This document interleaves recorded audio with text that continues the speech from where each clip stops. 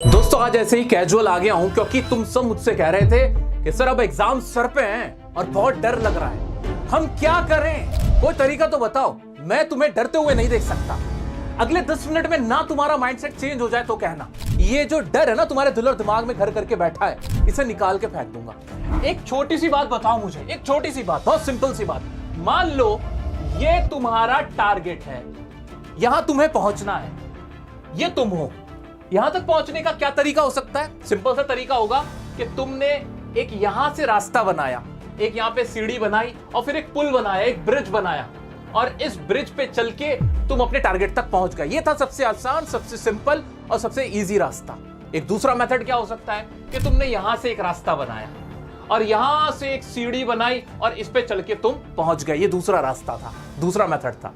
लेकिन एक और तीसरा मेथड भी है, वो जानते हो क्या? जो कि शॉर्टकट है। वो क्या कि तुमने सीधा यहां से एक सीढ़ी बना दी, एक सीढ़ी बना दी। कोई पुल नहीं है, सिर्फ एक सीढ़ी है जिसे चढ़ना थोड़ा मुश्किल हो सकता है, जिसे चढ़ते वक्त हो सकता है कि तुम्हें डर भी लगे, हो सकता है कि उसमें रिस्क इन्वॉल्व हो। लेकिन हां, जरूरी नहीं कि तुम्हें यही रास्ता चूज करना था, ब्रिज वाला, पुल वाला, या ये वाला रास्ता चूज करना था। ये तीसरा रास्ता भी तुम्हें मंजिल पर पहुंचा रहा है, जो कि शायद डायरेक्ट रास्ता है, शॉर्टकट है। हां, हो सकता है उसमें रिस्क हो सकता है कि उसमें डर लगे चढ़ते हुए, लेकिन ऐसा नहीं है कि ये रास्ता नहीं है, ये मेथड गलत है, ऐसा नहीं है। वक्त और हालात के हिसाब से ये रास्ता भी तय किया जा सकता है और अपने टारगेट पे पहुंचा जा सकता है। तुम्हारे एग्जाम में जो तुम्हारे पेपर होने जा रहे हैं, उसमें तुम्हारा क्या रिजल्ट आएगा वो भी कुछ इसी तरीके से है। जो बच्चे पूरा साल पढ़ रहे होते हैं, जानते हो वो कौन सा रास्ता फॉलो कर रहे हैं? वो ये सिंपल वाला रास्ता फॉलो कर रहे हैं। वो यहां पे गए, उन्होंने अपने लिए एक ब्रिज पहले ही तैयार कर लिया था और अब वो दौड़ते हुए वहां पे पहुंच जाएंगे। कुछ बच्चे ऐसे होंगे जिन्होंने ये वाला रास्ता चूज किया, उन्होंने भी किसी तरीके से एक आसान रास्ता बना लिया, वो भी चढ़ते हुए यहां पे पहुंच जाएंगे। बच गए तुमने कोई ब्रिज नहीं बनाया, तुम्हारे पास कोई पहले से पुल नहीं बना हुआ है, कोई जमीन नहीं है तुम्हारे पास, कोई बेस नहीं है। लेकिन इसका यह मतलब नहीं कि तुम यहां तक नहीं पहुंचे हुए। तुम यहां पहुंच सकते हो, तुम डायरेक्ट पहुंच सकते हो। बस थोड़ा सा रिस्क दिखाओ, थोड़ा सा जज्बा दिखाओ, मेहनत दिखाओ, करेज दिखाओ और तुम भी यहां पे अपने आप को खड़ा हुआ पाओगे। मैं तुम्हें आज वही रास्ता बताने जा रहा हूं। क्या है वो रास्ता, अब वो सुनो। मेरे प्यारे दोस्तों, हम बात करने वाले हैं उस तीसरे रास्ते की जिसकी तुम्हें सबसे ज्यादा जरूरत है। एक शॉर्टकट, एक डायरेक्ट रास्ता जो तुम्हें तुम्हारे टारगेट से मिलवा देगा कि एग्जाम में तुम्हारे 90+ नंबर आ जाएं, तुम्हारे वो नंबर आ जाएं जो तुमने खुद से एक्सपेक्ट किए हैं। अब उस रास्ते तक पहुंचने के लिए पहले ना मेंटली अपने आप को बड़ा क्लियर रखो। अभी तुम्हारे पास बहुत सारे सवाल होंगे कि सर किसका कोर्स अच्छा है, कौन सा कोर्स अच्छा है, किसकी किताब लेनी है, कौन सा सैंपल पेपर लेना है, किसकी बात माननी है, कौन ज्यादा बेहतर बात बता रहा है, कौन मेरा सगा है, कौन मुझे समझता है, कौन नहीं जानता है, मेरा फ्रेंड क्या कर रहा है, टीचर्स क्या कह रहे हैं, प्रिंसिपल क्या कह रहे हैं, स्कूल क्या कह रहा है, ट्यूशन वाले क्या कह रहे हैं। 100 चीजों से तुम घिरे पड़े हो। पहले अपने माइंड क्लियर करो। तुम्हें सिर्फ इतना जानना है क्या तुम्हारी तैयारी हुई है या नहीं हुई है, बस इतना जानना है।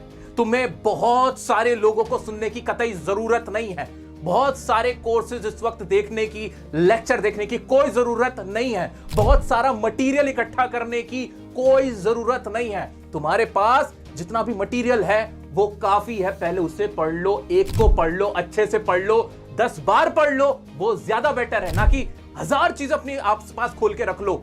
1000 लोगों को सुनना शुरू कर दोगे ना, ये दिमाग कभी भी शांत नहीं होगा। तो इतना क्लियर करो कि अगर तुमने कोई अननेसेसरी बुक उठा रखी है या अननेसेसरी कोई कोर्स देख रहे हो, कोई शॉर्टकट कोर्स देख रहे हो, कोई जो शॉर्ट टर्म कोर्सेज आते हैं, वो कुछ देखने में लगे हुए हो ना, चाहे तुमने पैसे ही क्यों ना दे दिए हो, उसे देखना बंद करो। अब मैं बताता हूं तीसरा रास्ता क्या होना चाहिए। अभी तुम अगर क्लास 9, 10th में हो या फिर 11th, 12th में हो, तो तुम्हारे सब्जेक्ट्स क्या हैं? तुम्हारे सब्जेक्ट होंगे English, math, science, social science, Hindi, ये सभी तुम्हारे सब्जेक्ट हैं। सबके 6 से 7 सब्जेक्ट होते हैं। और अगर 11th, 12th में हो तुम, तो तुम्हारे सब्जेक्ट इसी तरह के 7-8 सब्जेक्ट तुम्हारे भी होंगे। अब उन सब्जेक्ट में सबसे पहला काम मैं तुम्हें बता देता हूं और एक खुशखबरी मैं तुम्हें बता देता हूं। वो क्या? तुम सबको इंग्लिश पढ़ने की कोई जरूरत नहीं है। मैं यहां अभी खड़ा हूं तुम्हारे लिए, मैं जिंदा हूं तुम्हारे लिए अभी। तो जब तक मैं तुम्हारे साथ खड़ा हूं, जब तक मैं जिंदा हूं, तुम्हें इंग्लिश की कोई टेंशन लेने की जरूरत नहीं है। इंग्लिश को बिल्कुल ये मान के चलो कि हां भाई, इसमें तो मेरे मैक्सिमम मार्क्स आने जा ही रहे हैं। करना क्या है तुम्हें कोई अलग से ना बुक लेने की जरूरत है, ना कोई अलग से कोर्स खरीदने की जरूरत है, ना कोई और ट्यूशन की जरूरत है। मैं काफी हूं तुम लोगों के लिए। तो इंग्लिश सब्जेक्ट, एक सब्जेक्ट तुम्हारा हट जाता है, इसके लिए मैंने तुम्हें फ्री में ये ई बुक भी दे दी मेरा बच्चा। 25 तारीख को क्रिसमस पे मैंने ये ebook as a gift तुम्हें दे दी है। पूरे इंग्लिश के नोट्स, पूरा सिलेबस तुम्हारे सामने रख दिया है, 10th और 12th दोनों के लिए। बात खत्म हो जाती है यहां पे। इंग्लिश तुम्हारे सिलेबस से हट चुका है, इंग्लिश की टेंशन खत्म हो गई। दोस्तों, इस तीसरे रास्ते में फर्क क्या है? फर्क इतना है कि जो और रास्ते थे उसमें समय था, समय ज्यादा लग रहा था, लोगों ने समय लगा लिया। जो तुम्हारे और फ्रेंड्स हैं, जो तुम्हारे क्लासमेट्स हैं, उन्होंने इतना काम कर लिया कि उन्होंने वक्त रहते ज्यादा प्रिपरेशन करी, ज्यादा रिवीजन करी, ज्यादा पढ़ाई करी, और अब वो अपने गोल की तरफ चल निकले। लेकिन तुम थोड़ा लेट हो, तुम्हारे पास सब कुछ है सिवाय एक चीज के, वो जानते हो क्या? वो है समय। तुम्हारे पास टाइम नहीं है।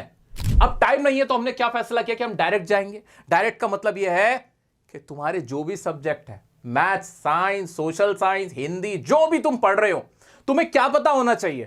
तुम्हें पता होना चाहिए कि एग्जाम में क्वेश्चन क्या पूछा जाता है। यह तुम्हें पता होना चाहिए। तुम्हारा बेसिक टारगेट इस वक्त यही होना चाहिए कि मान लो मैं तुमसे पूछूं, बताओ साइंस में तुमने क्या पढ़ा है, साइंस में बताओ चैप्टर नंबर 5 से क्या पूछा जाता है, तो तुम्हें पता होना चाहिए। मैं तुमसे पूछूं, बताओ इंग्लिश के अंदर द प्रपोजल चैप्टर में से मेन सवाल क्या बनता है, तुम्हें पता होना चाहिए। वो पता कैसे होगा? एकदम डायरेक्ट अप्रोच रखना है। डायरेक्ट अप्रोच क्या है? वो जितने भी तुम्हारे सब्जेक्ट हैं उन सब के प्रीवियस ईयर के जो क्वेश्चन पेपर है उन्हें पढ़ना शुरू करो। बस क्वेश्चन याद करो, आंसर बाद में याद करना। क्वेश्चन तो पता हो, क्वेश्चन सर ये पूछा जाता है, और बस हो गया तुम्हारा आधा काम यहीं पर आसान। तुमसे ज्यादा इस वक्त किसी को नहीं पता होगा कि पेपर में क्या पूछा जाएगा। यह तुम्हें सबसे पहले याद करना है कि भाई अगर मैं मैथ्स लेके बैठा हूं तो मुझे पता है कि अर्थमेटिक प्रोग्रेशन से क्या सवाल पूछा जाता है, ट्रिग्नोमेट्री से क्या क्वेश्चन पूछा जाता है। अगर मैं अकाउंट्स लेके बैठा हूं तो मुझे पता है कि जो balance reconciliation, bank reconciliation statement in fact जो होती है उसमें से कौन सा क्वेश्चन बनता है। बार बार यही तो पूछ रहा है। अब मैं क्लियर हूं, अब मेरा माइंड बिल्कुल क्लियर हो चुका है, मेरा कॉन्फिडेंस बढ़ चुका है कि यार सिलेबस तो इतना सही है, यहीं से पूछेगा, इससे ज्यादा नहीं पूछ सकता। यही पूछता हुआ आ रहा है, यही ट्रेंड चलता हुआ आ रहा है। तो क्वेश्चन को सबसे पहले पकड़ लो। ये तो तुम्हारा आधा डर है ना, आधा डर, वो यही खत्म हो जाएगा। मन में सवाल आता है ना कि सर कहां से पढ़ूं, किससे पढ़ूं, कौन से लेक्चर से पढ़ूं, ट्यूशन जाऊं कि नहीं, लेक्चर देखूं कि नहीं, खुद की प्रैक्टिस कब करूं, टाइम मिल नहीं रहा, सेल्फ स्टडी कब करूं। इन सब सवालों का जवाब मैं तुम्हें दे रहा हूं मेरे भाई। बहुत सिंपल सा काम करो। जिस सब्जेक्ट से तुम्हें सबसे ज्यादा डर लग रहा है, जो तुम्हें खाए चला जा रहा है, रात को नाइटमेयर्स आ रहे हैं, बुरे बुरे सपने आ रहे हैं उस सब्जेक्ट के, कि मैंने सपना देखा कि मैं वो पेपर कर रहा था और मुझसे कुछ नहीं बन पा रहा था, मैंने सपना देखा कि मेरा सिलेबस पूरा नहीं हुआ और अगले दिन मुझे पेपर देना था। इस तरह के जो तुम्हें बुरे बुरे सपने दे रहा है ना, उस पेपर को पकड़ लो, उसकी गर्दन पकड़ लो, उस पेपर की गर्दन पकड़ लो। क्यों? कौन सा सब्जेक्ट है वो? सोशल साइंस है, वो मैथ्स है, फिजिक्स है, कौन सा? पकड़ लो उसको। अब पकड़ के उसको एकदम रगड़ देना है। पकड़ोगे कैसे? पकड़ोगे कैसे? अगले 4-5 दिन ना कोई ट्यूशन क्लास नहीं, कोई अदर लेक्चर नहीं। दिमाग में रखो ही मत कि तुम कुछ छूट रहे हो, तुम्हारा कुछ छूट रहा है या तुम कोई पाप कर रहे हो। दिमाग में ऐसा कुछ रखो ही मत, एकदम क्लियर रहो भाई, या तो नंबर आएंगे या नहीं आएंगे, बात खत्म हो जाती है। और जो तरीका हम अपना रहे उससे आएंगे ही आएंगे। अगले 5 दिन ना सिर्फ उसी सब्जेक्ट को पकड़ के लगे रहो। देखो क्या है इसमें, क्या है। अब उस सब्जेक्ट से लेके, उस सब्जेक्ट से रिलेटेड जो भी तुम्हें डाउट आ रहे हैं, कोई सा चैप्टर फंस रहा है, कोई सा क्वेश्चन फंस रहा है, उसके लेक्चर तुम देख सकते हो। उसके लेक्चर देखो यूट्यूब पे, सब कुछ अवेलेबल है। चैट जीपीटी है, एआई का जमाना है, सब कुछ तुम्हें मिल जाता है। तुम्हारे पुराने लेक्चर्स जो तुमने ले रखे होंगे, तुम्हारे नोट्स बने होंगे, वो तुम देखो। लेकिन अगले 4-5 दिन माइंड सिर्फ ये बनाना है कि मुझे इस सब्जेक्ट को खा जाना है, इसको बिल्कुल मैं अपने मन से डर निकाल दूंगा इस सब्जेक्ट का। ये वाला एटीट्यूड रखना है यार, ये वाला एटीट्यूड।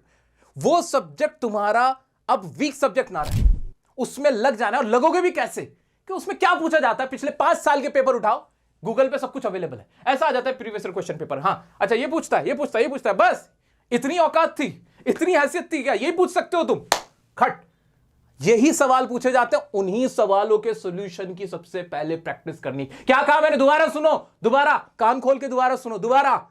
उस सब्जेक्ट में जिससे तुम्हें सबसे ज्यादा नाइटमेयर आ रहे हैं ना, उसमें प्रीवियस 5 इयर्स में कौन से सवाल पूछे गए थे, उन्हीं के सॉल्यूशन तुम्हें अच्छे से देखना है।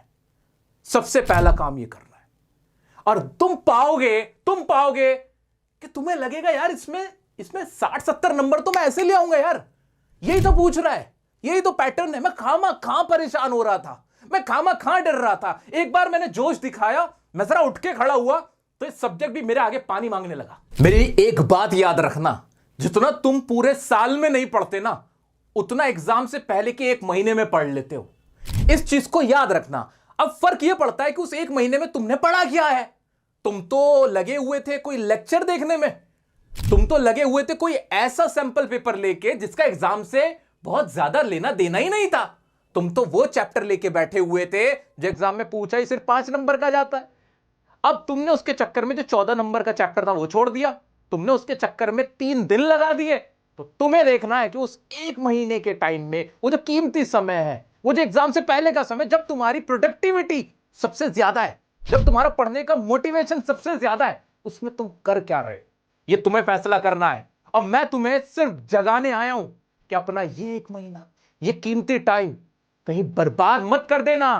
अभी उस सब्जेक्ट से जिससे डर लग रहा है, उसमें 4-5 दिन रगड़ के पढ़ो, फिर देखो दूसरा कौन सा है, फिर उसे पकड़ लो। ये जो ट्यूशन का तुम्हें टेंशन है, वो जो लेक्चर, जो अननेसेसरी लेक्चर जो तुम्हें सिर्फ टाइम वेस्ट करवाएंगे, उसका जो तुम्हें टेंशन है, वो सब मैटर नहीं करते। कोई तुम्हारे ट्यूशन में टेस्ट हो रहा है, कोई टेस्ट देने की अभी कोई जरूरत नहीं है। टेस्ट उसका लिया जाता है जिसकी तैयारी पूरी हुई होती है, जिसका सिलेबस पूरा हुआ होता है, जिसने रिवीजन की होती है।